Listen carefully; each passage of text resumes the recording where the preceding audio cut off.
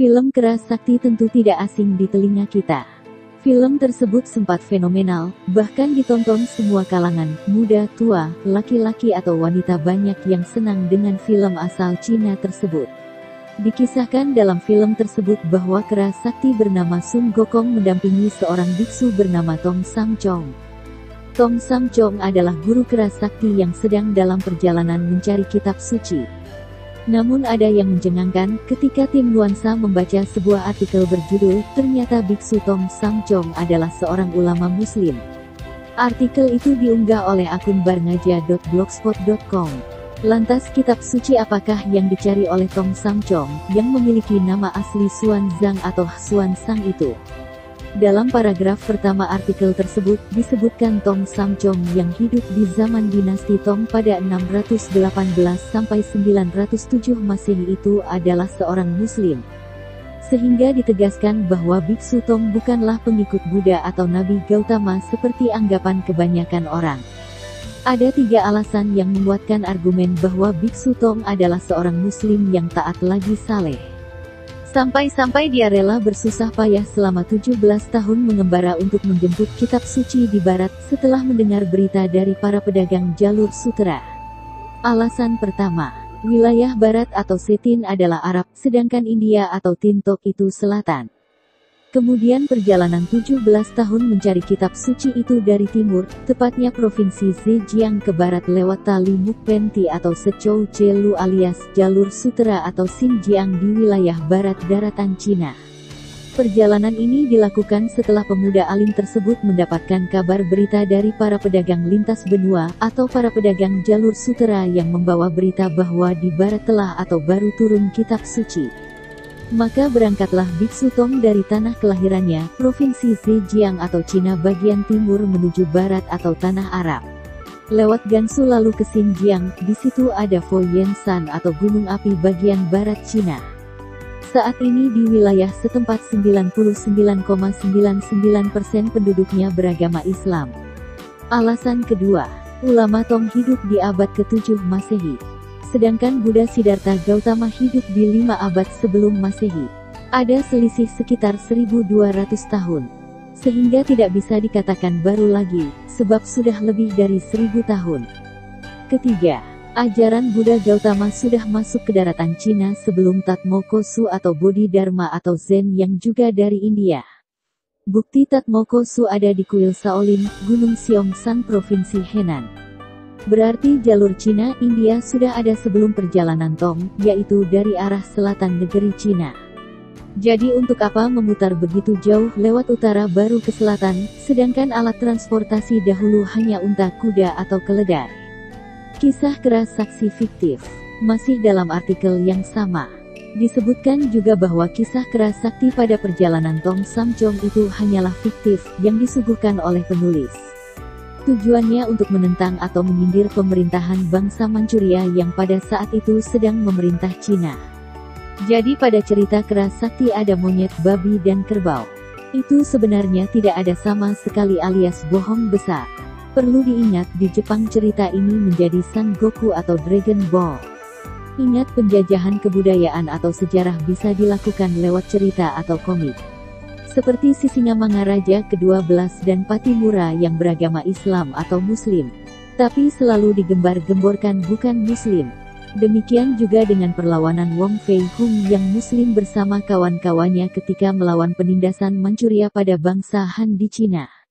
Ini bisa terjadi juga karena kesalahan kita umat Muslim yang tidak peduli dengan saudaranya yang lain. Ini disebabkan pendapat yang salah antara suku dan agama. Kita kembali ke pembahasan Keras Sakti yang mendampingi biksu Tong mencari kitab suci. Di akhir kisah tersebut tidak diceritakan kitab apa yang diambil atau diperoleh. Sebab kalau produser mau menceritakan sejarah yang sebenarnya bahwa kitab yang mereka cari adalah Al-Quran, maka akan bubarlah keyakinan non-muslim dari agamanya yang sekarang. Selain itu, cerita atau film tersebut tidak akan terjual laku, sehingga produser film tidak akan dapat memperoleh keuntungan alias merugi. Sebab umumnya orang Han atau orang keturunan Cina tidak akan tertarik menontonnya. Karena tidak sesuai dengan kepercayaannya, dan umat Islam pun belum tentu akan tertarik menontonnya.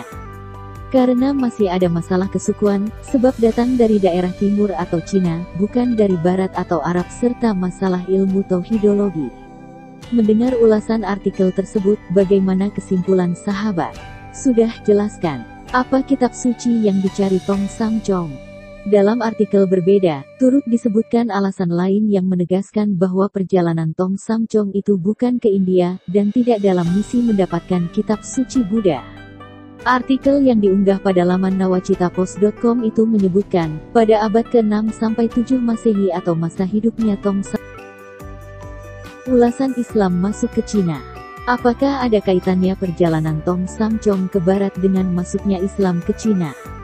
Ada buku yang berjudul Muslims in China atau Perkembangan Islam di Tiongkok. Buku ini ditulis oleh Ibrahim Tien Ying Ma. Secara lengkap buku ini mengupas sejarah perkembangan Islam di Cina sejak awal masuk hingga tahun 1980-an. Islam masuk ke Cina pada masa dinasti Tang pada 618 sampai 905 Masehi. Itu terjadi di masa Khalifah Utsman bin Affan. Menurut Chen Yuen, dalam karyanya A Brief Study of the Introduction of Islam to China, masuknya Islam ke Cina sekitar tahun 30 Hijriah atau sekitar 651 Masehi. Itu masa setelah Tong Sam Chong melakukan perjalanan ke barat. Ketika itu, Cina diperintah oleh Kaisar Yong Hui, ada pula yang menyebut nama Yung Wei penerus dari Kaisar Tang Li Ximin.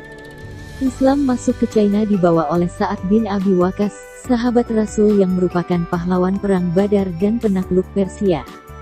Sejarah ini diperkuat dalam kitab sejarah Cina, yang berjudul Ciu Ta Hang Su. Diceritakan, Cina pernah mendapat kunjungan diplomatik dari orang-orang Tasih atau Arab. Orang-orang Tasih ini, merupakan duta dari Tan Mimoni atau Amirul Mukminin, Khalifah Utsman bin Affan. Orang China mengenal Islam dengan sebutan Yisilan Jiao atau Yisilan Jiabao yang berarti agama yang murni. Masyarakat Tiongkok menyebut Mekah sebagai tempat kelahiran Mahyawu atau Buddha Mahyawu atau Nabi Muhammad dengan sebutan di barat atau barat besar. Menurut cerita perjalanan ke barat, Tong Sam Chong sempat dihalangi oleh Kaisar. Tetapi Tong dapat lolos sampai ke barat. Itu karena Kaisar khawatir kedatangan duta Islam ke China bisa mengganggu kekuasaannya. Tapi setelah Sa'ad Abi Waqqas tiba di China, utusan Khalifah Utsman itu diterima secara terbuka oleh Kaisar Yong Hui dari dinasti Tang. Karena Sa'ad Abi Waqqas datang dengan misi damai, Sa'ad Abi Waqqas dapat meyakinkan Kaisar Yong Hui soal misi Islam. Akhirnya Kaisar menghargai ajaran Islam dan menganggap ajaran Islam punya kesamaan dengan ajaran Konfusianisme atau Buddha. Untuk menunjukkan kekagumannya terhadap Islam, Kaisar mengizinkan berdirinya masjid pertama di Chang'an atau Kanton. Masjid itu bernama Huaisheng atau Masjid Memorial. Menurut versi Ibrahim Tien Ying Ma, masjid itu diberi nama Kuang Tahse, yang berarti menara cemerlang, dan dibangun oleh Yusuf. Sedangkan masjid lainnya yang dibangun adalah Chelinse, yang berarti masjid dengan tanduk satu.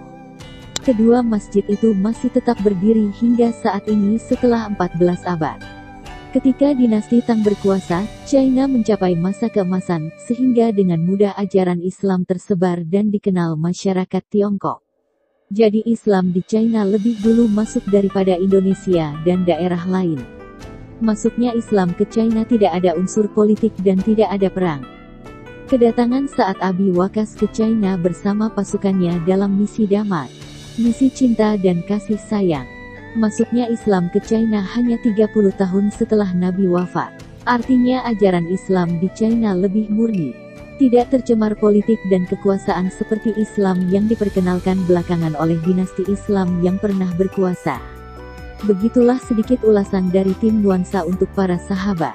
Semoga bermanfaat. Sampai jumpa di video selanjutnya.